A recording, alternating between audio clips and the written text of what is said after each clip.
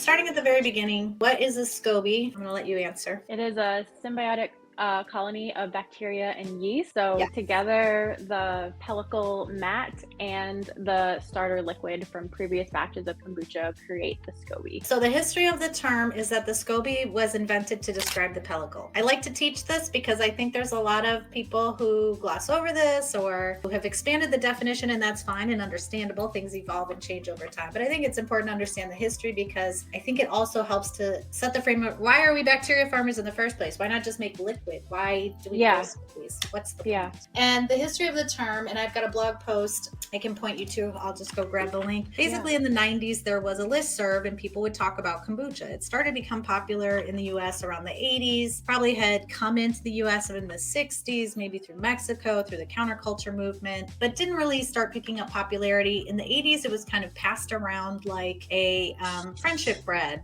or a chain letter, if you will, where it came, here's a weird alien blob in a bag, and here's a little slip of paper with some basic instructions. And there wasn't a lot of information or context about kombucha. And so then came the advent, of course, of computers, and people would go online and they'd talk about kombucha. And so there were what are called listservs. And a listserv is very similar to like a forum or a chat room, except it was an email chain that was sent to every member. And so people would just reply, and everybody, it was like everyone was CC'd. And so everyone would get the responses and the replies. And the problem was people were confused about, well, what do I call kombucha the culture versus kombucha the beverage? They didn't have a term to distinguish between the two. And so one of those original kombucha list members was Len Porzio. He's still alive. He just retired, I want to say, a couple of years ago. I'm going to share this tab instead. I'll drop that link into our document. But 5 questions with Len Porzio. First introduced to kombucha in the mid-1990s. He had candida overgrowth. Kombucha helped him with that. He invented the KT listserv, the Kombucha Tea listserv group, had been discussing the symbiotic relationship between the yeast and bacteria, while in parallel conversations, we were having difficulty distinguishing between the fermented tea